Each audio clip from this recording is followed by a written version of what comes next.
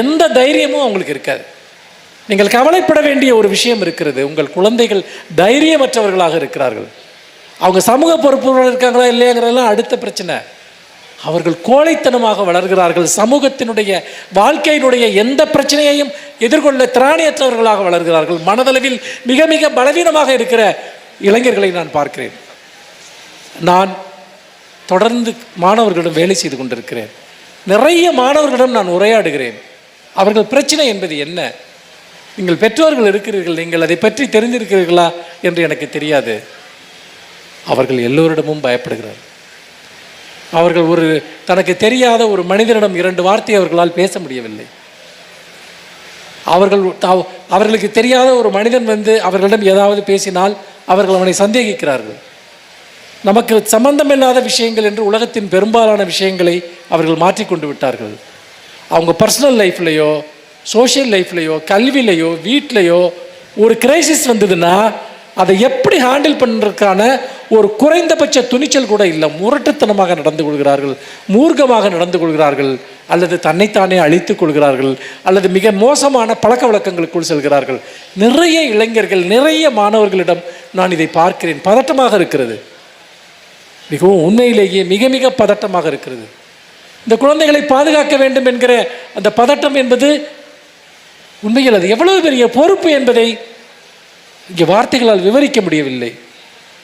நம்முடைய குழந்தைகள் நம்மிடம் இருக்கிறார்கள் நினைத்து கொண்டிருக்கிறோம். இல்லை, சமூகத்தின் எத்தனையோ விதமான சக்திகள் அவர்களை கையாளுகின்றன. சமூக ஊடகங்களின் வழியாகவும் இன்னும் பலவிதமான ஒரு நெட்வொர்க் வழியாகவும் அவர்கள் எங்கே போய் சிக்கிக்கொள்வார்கள் என்பதையே நினைக்க முடியாத அளவுக்கு நம்முடைய குழந்தைகள் மேல் இன்றைக்கு அபாயங்கள் சூழ்ந்திருக்கின்றன.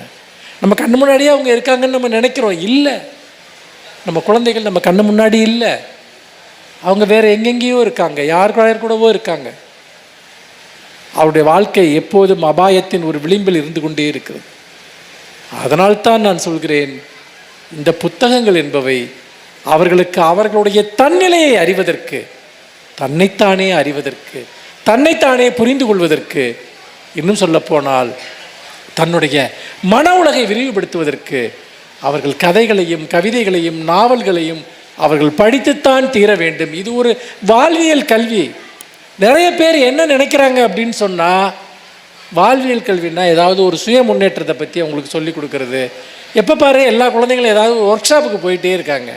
ஒன்று ஆன்லைனில் ஏதாவது கிளாஸுக்கு போகிறாங்க, இல்லை நேரில் போகிறாங்க.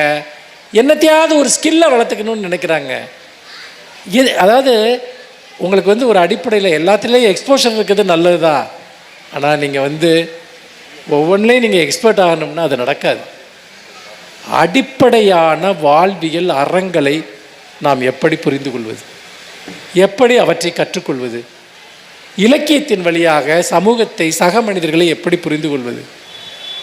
உங்கள் பிள்ளைகளுக்கு வற்புறுத்தி புத்தகங்களை வாங்கி கொடுங்கள், அவர்களை படிப்பதற்கு கற்பியுங்கள். சமூகத்தில் மோசமான தொடர்பற்ற ஏராளமான கருத்துக்கள் பரவிக்கொண்டே இருக்கின்றன.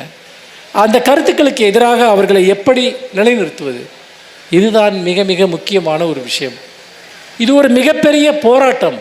நாம் நினைப்பது போல் இன்றைக்கி நீங்கள் ஒரு படிப்பை படிச்சிங்கன்னா என்ன படிப்பை படித்தாலும் ஏதாவது ஒரு வேலை கிடைக்கும், என்ன படிப்பை படித்தாலும் ஏதாவது ஒரு வேலை கிடைக்கும். அதுவா ஒரு குழந்தையினுடைய லட்சியம்? அதுவா ஒரு இளைஞனுடைய லட்சியம், ஒரு பெண்ணுடைய லட்சியம்? அது வாழ்வாதாரத்திற்கான ஒரு தேவை மட்டுமே. வாழ்வாதாரம் இருந்தால் போதுமா? வாழ்வு வேண்டாமா?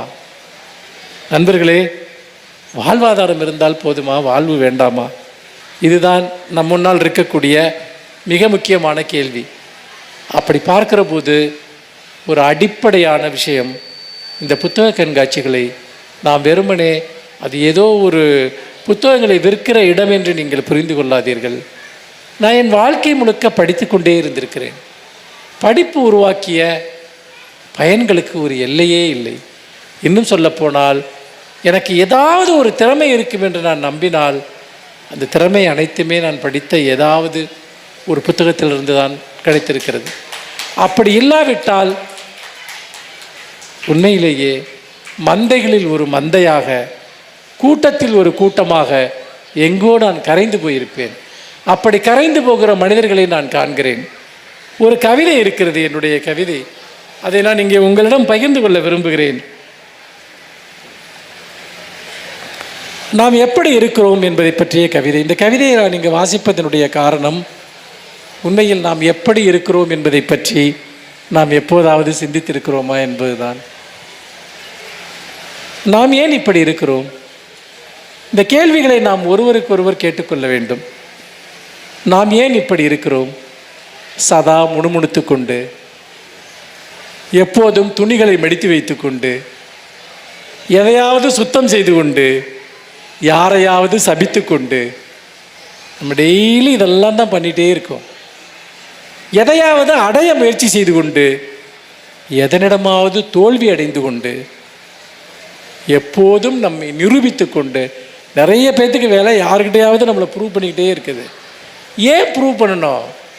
நான் ஏன் உங்ககிட்ட என்ன ப்ரூவ் பண்ணணுங்கிற கேள்வியை நம்ம கேட்கணும். முதல்ல ஒரு சிகரெட்டை போல எரிந்து கொண்டு, தேவையற்ற பொருள்களால் நம் தனிமையை நிரப்பிக்கொண்டு, நம்ம நிறைய ஷாப்பிங் போகிறோம் இல்லையா? ஷாப்பிங் மாலில் ஏதாவது ஒரு ப்ரஷ் வாங்குறதுக்காக போவோம், ஒரு பேஸ்ட் வாங்குறதுக்காக போவோம். கடைசியில் ஒரு 3000 ரூபா 4000 ரூபாய்க்கு பில்லு கொடுத்துட்டு வருவோம். நம்ம செஞ்சுருக்கோம் நிறைய பேர் வந்துட்டு. ஏன்னு கேட்டோம்னா, இந்த ஷாப்பிங் பண்ணுறதில் மனுஷங்களுடைய லோன்லினஸ்க்கு ஒரு பெரிய ரோல் இருக்குது. சைக்கலாஜிக்கலாகவே அதை சொல்கிறாங்க. மனிதர்கள் தனிமையாக இருக்கக்கூடிய மனிதர்கள் மிகவும் அதிகமாக பொருட்களை வாங்குகிறார்கள் என்று. தேவையற்ற பொருள்களால் நம் தனிமையை நிரப்பிக்கொண்டு, யாரிடமாவது நம்மை பிணைக்க முயற்சி செய்து கொண்டு, ஒரு அபத்தமான சினிமாவின் முதல் காட்சியை பார்த்து கொண்டு, ஃபஸ்ட்டு ஷோ போகிறத வாழ்க்கையில் பெருமையாக நினைக்கிறவன் எவ்வளோ பேர் இருக்கான் தெரியுமா? ஏன்டா 2வது ஷோ போனால் என்னடா ஆயிரும் உனக்கு, இல்லை அடுத்த நாள் பார்த்தா தான் என்ன ஆயிரும் உனக்கு. அவன் அந்த வாழ்க்கையோட லட்சியமாக கற்பனை பண்ணிக்கிறான். ஏன்னா உண்மையான லட்சியங்களை அடைவது மிக மிக கடினம். இது போன்ற லட்சியங்களை அடைந்து விட்டால் ஏதோ ஒன்றை அடைந்த போலி திருப்தி. ஒரு அபத்தமான சினிமாவின் முதல் காட்சியை பார்த்து கொண்டு, கடற்கரையில் கூட்டத்தோடு கூட்டமாய் நின்று கொண்டு, எனக்கு கடலை பார்த்திங்கன்னா மிட்நைட்டில் பார்க்க தான் பிடிக்கும். மிட்நைட்டில் தான் கடல் இங்கே இருக்கும். பகலில் போனால் கடல் இருக்காது. கடற்கரையில் மனுஷங்க இருப்பாங்க. மனிதர்கள் கடலை மறைத்து கொண்டிருப்பார்கள். கடலை ஒரு நிமிடம் கூட நீங்கள் கவனித்து பார்க்க முடியாது. மனிதர்கள் கவனத்தை நம்மேல் தங்கள் பால் ஈர்த்து கொண்டே இருப்பார்கள், அல்லது மற்றவர்களுடைய கவனத்தை நாம் ஈர்த்து கொண்டிருப்போம். கடற்கரையில் கூட்டமாய் நின்று கொண்டு, குற்றாலத்துக்கு குளிக்க போகிறவங்க நீங்கள் பார்த்தீங்கன்னா ஒரு அடிப்படி சண்டை நடக்கிற மாதிரி நடக்கும் கீழே குளிக்கையில். அந்த மாதிரி ஒரு எனக்கு இது அருவிய குளிக்கிற அனுபவமா வேறு எதுவுமான்னு எனக்கு நிறைய நேரம் ரொம்ப டவுட்டாக இருந்திருக்கு. நம் குழந்தைகளை சந்தேகித்து கொண்டு, நம் வீட்டிலேயே திருடிக்கொண்டு, மலிவான பொருட்கள் எங்கே கிடைக்கின்றன என்று எப்போதும் யோசித்து கொண்டு, ஆஃபரில் எது போட்டாலும் அதை வாங்கணுங்கிறது ஒரு வியாதி. 50% ஆஃபர்னால் அவன் முதல்ல நினைக்கிறது இந்த பொருள் நமக்கு வேணுமா வேணாமான்னு யோசிக்கிறது இல்லை. அது 50% ஆஃபரில் கிடைக்குது, வாங்குறவங்க இருக்காங்க. நம் வீட்டில் நாம் பயன்படுத்துகிற பொருட்களை விட பயன்படுத்தாத பொருட்களினுடைய குப்பை மிக மிக அதிகம். எனக்கு ஒரு பொருள் பயனற்றது என்றால், நான் அதை பயன்படுத்த மாட்டேன் என்றால், அது எனக்கு ஃப்ரீயாக கொடுத்தா கூட அது எனக்கு குப்பை தான். அது பாதி விலையில் கொடுக்கறதுங்கிறது இல்லை விஷயம். மலிவான பொருட்கள் எங்கே கிடைக்கின்றன என்று எப்போதும் யோசித்து கொண்டு, பொறுக்கிகளுக்கு பயந்து கொண்டு, எல்லாத்துக்கும் பயப்படுவோம். ஒருத்தன் கொஞ்சம் ஏதோ அவன் ஒரு பவர்ஃபுல்லாக இருக்கானா அவனுக்கு பயந்துக்குவோம். ஏன்டா பயப்படணும் அவனுக்கு? பொறுக்கிகளுக்கு பயந்து கொண்டு, புகழுள்ள மனிதர்களை அனாவசியமாய் தெரிந்து கொண்டு, எல்லோரும் கொஞ்சம் பிரபலமாக இருக்க ஆளுங்கள்ட்டெல்லாம் அவங்கள ஏதோ ஒரு விதத்தை தெரிஞ்சு வச்சுக்கிறத சில பேர் ஒரு பெரிய பெருமையாக நினைப்பான். அவனால் ஒரு சல்லி பைசா நமக்கு பிரயோஜனம் இருக்காது. நீங்கள் போய் ஒரு உதவி கேட்டு போனால் கூட, நீங்கள் ஒன்றும் இல்லாத ஒருத்தன்ட்ட கேட்டால் கூட அந்த உதவியை செய்வான். ஆனால் நீங்கள் ஒரு பவர்ஃபுல்லான ஆள், புகழுள்ள ஆளுன்னு நினச்சி ஒருத்தன்ட்ட போகிறீங்க இல்லையா, உங்களுக்கு பெரும்பாலும் ஏமாற்றம் தான் கிடைக்கும். புகழுள்ள மனிதர்களை அனாவசியமாய் தெரிந்து கொண்டு, அதோட ஒரு பெரிய பிரச்சனை இருக்குது. சதா ஏதேனும் ஒரு நோயை பற்றி பேசிக்கொண்டு, சில பேர் வாயை திறந்தாலே ஏதாவது எனக்கு அங்கே வலிக்குதும்மா இங்கே வலிக்குதும்மா, அது இதே பிரச்சனை. இதோட பெரிய பிரச்சனை இருக்குது. எப்போதும் பருவநிலையினை பற்றி புகார் செய்து கொண்டு, மழை அடித்தாலும் என்ன இப்படி மழை பெய்யுது, வெயில் அடித்தாலும் என்ன இப்படி வெயில் அடிக்குது, குளிர் அடித்தாலும் என்னம்மா குளிர் அடிக்குது. அதில் நியூஸில் எல்லாம் வேறு போடுவான், 100 வருஷத்தில் இல்லாத மழை, 50 வருஷத்தில் இல்லாத வெயில், நீ பார்த்தியா? அதுக்கு எங்கேயாவது நீ ப்ராப்பராக ரெக்கார்ட் மெயின்டைன் பண்ணுறியா? எந்த ரெக்கார்ட்லேருந்து இதை சொல்கிற? 47 வருஷமாக இப்படிப்பட்ட ஒரு வெயிலை யாரும் பார்த்ததில்லை. போன வருஷமாக அதுதானே நீ சொன்ன, எல்லா வருஷமும் அதுதான் சொல்கிறோம். அது ஒரு பரபரப்பை உண்டு பண்ணுறது. சீசனுங்கிறது எல்லா பருவத்திலையும் நம்ம கஷ்டமும் இருக்கும், நம்ம என்ஜாய் பண்ணக்கூடிய ஒன்றும் இருக்கும். எனக்கு ஆக்சுவலாக மழை காலத்தோட வெயில் காலம் தான் ரொம்ப பிடிக்கும். ஒரு மாதிரி மழை காலம் தான் ஒரு மாதிரி நசநசன்னு இருக்க மாதிரியே எனக்கு இருக்கும். ஆனால் நம்ம ஆளுங்கள்லாம் மழையை பற்றி ரொம்ப ரொமான்டிசைஸ் பண்ணிட்டேன். எங்களை மாதிரி கவிஞர்கள், அப்புறம் சினிமா எடுக்கிற ஆளுங்க, மழைன்னா அது சூப்பராக இருக்கும், மழைன்னா அது ஒரு பெரிய இன்பம் இதம் அப்படிலாம் ஒன்றுமே கிடையாது. மழை ஒரு நிறைய நேரம் ரொம்ப எரிச்சலாக இருக்கும். குடிக்க தண்ணி வேணும், அதுக்கு மழை வேணும், விவசாயத்துக்கு வேணும், அதெல்லாம் வேறு. ஆனால் இந்த மாதிரி நகரங்களில் வாழ்கிறப்போ ஒரு லெவலுக்கு மேலே மழை பெஞ்சதுன்னா அது ஒரு பெரிய நரகமாக மாறிடுது. எப்போதும் பருவநிலையினை பற்றி புகார் செய்து கொண்டு, இது எல்லாத்துக்கும் பின்னாடி நாம் ஏன் இப்படி இருக்கிறோங்கிற கேள்வியை சேர்த்துக்கங்க. சிறிய வருமானத்திற்கான சிறிய கணக்குகளை எழுதி கொண்டு, ஒரு சின்ன இன்கம் இருக்குது, அதுக்கு 1000 கணக்கு எழுதணும். நம்ம 5 பைசாவுக்கும் கணக்கு எழுதிட்டு அது மாதிரி ஒரு எரிச்சல் எதுவுமே கிடையாது. அதிர்ஷ்டத்தின் வருகையை எதிர்நோக்கி கொண்டு, யாருடைய சாவுக்காவது காத்துக்கொண்டு, ரொம்ப பேர் இவன் எப்போ சாவான்னு காத்திருக்கவன் ரொம்ப பேர் இருக்கான், கொஞ்சம் பேர் கிடையாது. நமக்கே தோணும், சில பேர் ரொம்ப வருஷம் பார்க்காம இருப்போம், அவன் செத்துட்டான்னு நம்ம மனசில் தோணும்.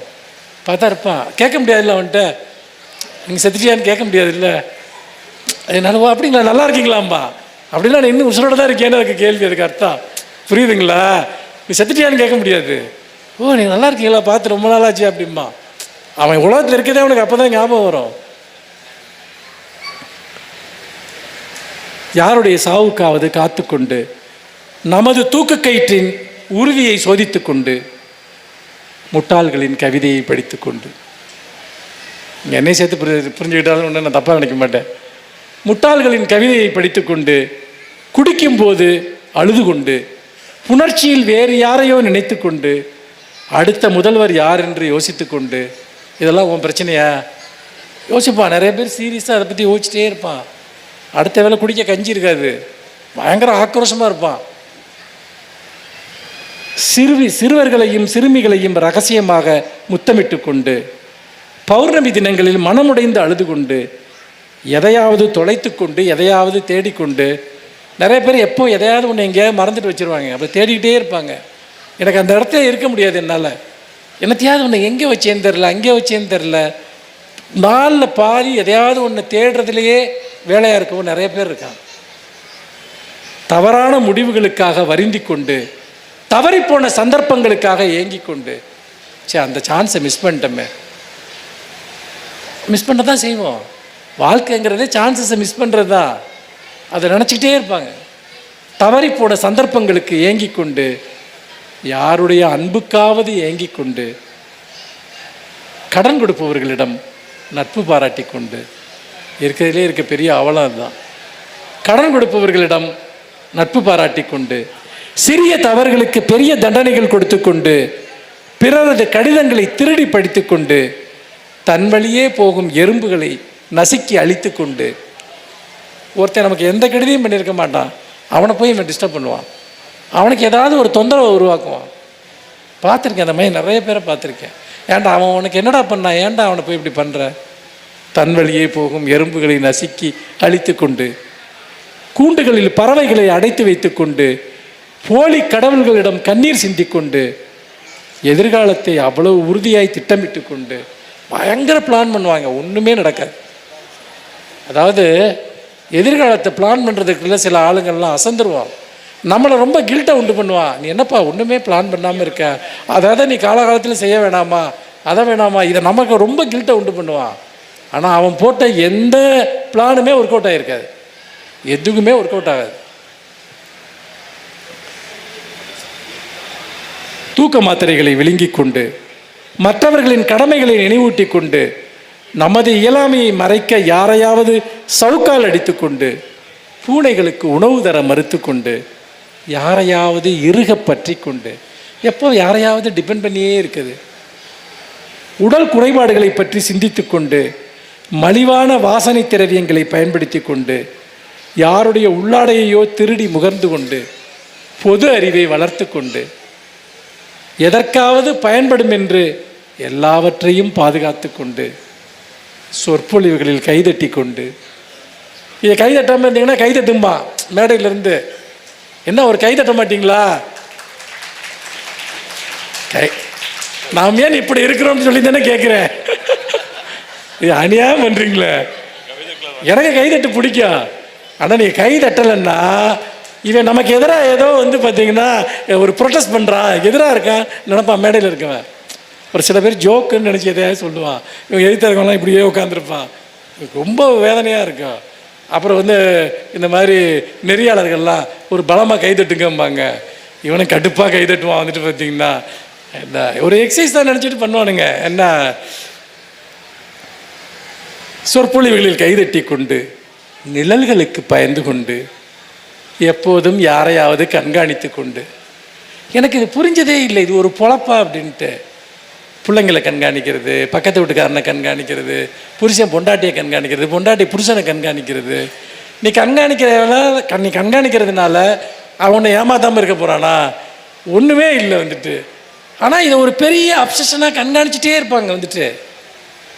அதாவது ஏற்கனவே தெருவுக்கு வீட்டுக்கு சிசிடிவி கேமரா இருக்குது, அதுக்கு மேலே சூப்பர் சிசிடிவி கேமராவா இவன் ஆப்ரேட் ஆவான்.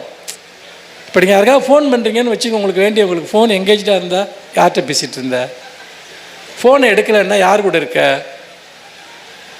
ஏண்டா இது ஒரு 20-25 வருஷத்துக்கு முன்னாடி மொபைல்லாம் கிடையாது, அப்போ எல்லோரும் ரொம்ப ஒழுக்கமாக இருந்தாங்களா? கையில் ஒரு வெப்பன் இருக்குல்ல, அதை யூஸ் பண்ணணும். இப்போ கையில் ஒரு துப்பாக்கி இருந்தால் எடுத்தவொடனே சுற்றணுமா ஒன்று? அதே மாதிரி தான் இந்த மொபைல் இதெல்லாம் வச்சுட்டு யாரையாவது கண்காணிச்சிக்கிட்டே இருக்குது. எங்கே போனேன், 1 மணி நேரம் லேட்டாக வந்தேன், ஏன் லேட்டாக வந்தேன், ஏன் நான் 8 மணிக்கு தப்பு பண்ணுறேன் சாயங்காலம் 4 மணிக்கு பண்ண மாட்டேன்னா? கொஞ்சமாவது யோசிக்கணும். நான் 4 மணிக்கு தப்பு பண்ணிட்டு 5 மணிக்கு நீட்டாக வீட்டுக்கு வரலாம் தானே. 8 மணிக்கு வந்தால் மட்டும் உனக்கு டவுட் வருது, ஏன் வருது?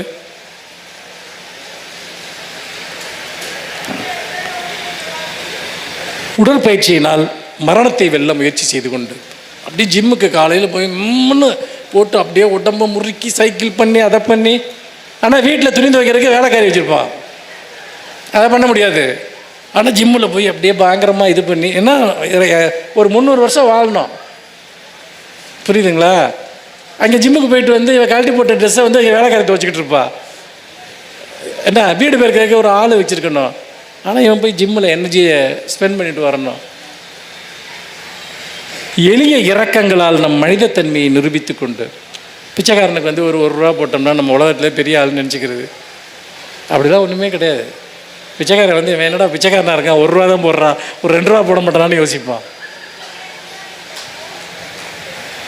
உடற்பயிற்சியின் எளிய இறக்கங்களால் நம் மனிதத்தன்மையை நிரூபித்து கொண்டு தங்க முலாம் பூசப்பட்ட போலி ஆபரணங்களை அணிந்து கொண்டு அவமதிப்புகளை பொருட்படுத்தாமல் இருக்க கற்றுக்கொண்டு புகைப்படங்களை பாதுகாத்து கொண்டு, எப்போ நம்ம விட்டு போய் தொலைஞ்சதுங்களெல்லாம் ஃபோட்டோவாக வச்சுக்கிட்டு அதை எடுத்து பார்த்துக்கிட்டு திறக்கம் இருக்கும் கதவுகளை தட்டி கொண்டு வேலைகளுக்குள் நம்மை நாமே மறைத்து கொண்டு, வேலை மட்டும் இல்லைன்னா நிறைய பேர் சூசைட் பண்ணி செத்துருவான். வருமானம் இல்லாமல் இல்லை, வேலை இல்லாமல் இருந்தால் அவனை பற்றி அவன் சிந்திக்கணும்ல. அது இருக்கிறதுலே ரொம்ப கொடுமையான ஒரு மேட்ரு. இது நம் பால்யத்தை நினைவு கூர்ந்து கொண்டு, சின்ன வயசில் எவ்வளோ நல்லா இருந்தோம், சின்ன வயசுல நீ ஒன்றும் நல்லாலாம் இருக்கலை, அப்போ வேறு மாதிரி கேவலமாக இருந்திருப்போம், இப்போ வேறு மாதிரி கேவலமாக இருப்போம், அவ்வளோதான் மேட்ரு. ஆக என் பால்ய காலம் ரொம்ப நல்லா இருந்துச்சு அப்படிலாம் விடுவானுங்க. சில பேர் சிட்டியில் இருந்துக்கிட்டு கிராமத்தில் வாழ்க்கை ரொம்ப அருமையாக இருந்துச்சும்பாருங்க. கிராமத்தில் அவன் என்ன பண்ணிகிட்டு இருந்தான்னு நமக்கு தெரியும், ஒன்றும் இல்லை இங்கெல்லாம். ஆனால் கூட கற்பனைகள். ஒரு மூலையில் சுருண்டு படுத்துக்கொண்டு வேறு வழி இல்லை என்று எழுந்து கொண்டு, எவ்வளோ நேரம் கோபமாக படுத்துருந்தா நம்மளே தான் எந்திரிச்சு வரணும். ஏமா அப்படி இருக்கான்னு யாரும் கேட்க போகிறதில்ல.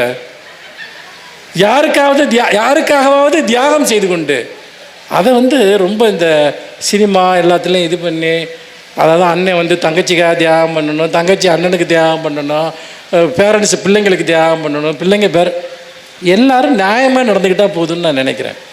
யாரும் எந்த தியாகம் பண்ண வேணாம். உங்கள் வாழ்க்கையை அழிச்சுக்கிட்டு நீங்கள் யாருக்காகவும் நீங்கள் தியாகம் பண்ண வேண்டிய அவசியம் இல்லை. நமக்கு கிடைக்கிற வாழ்க்கை ஒன்றே ஒன்று தான். அப்புறம் நீங்கள் எவ்வளோ பெரிய தியாகத்தை பண்ணாலும் யாரும் உங்களை அதெல்லாம் நினச்சி கூட பார்க்க போகிறதில்லை.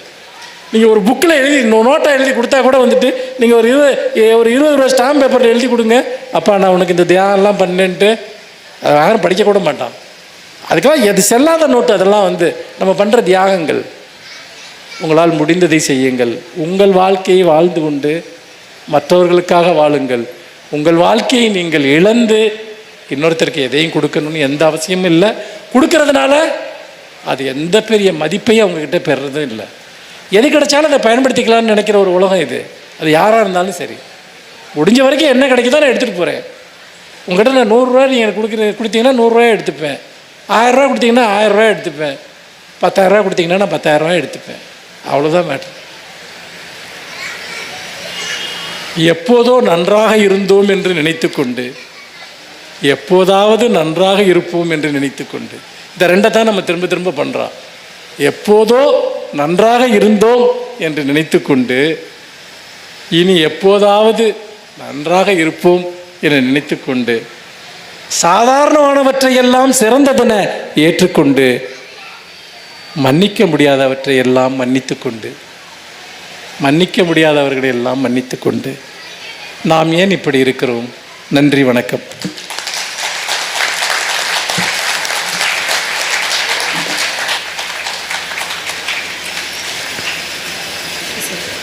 நன்றி. ஐயாவுக்கு ஒரு கைத்தட்டல்.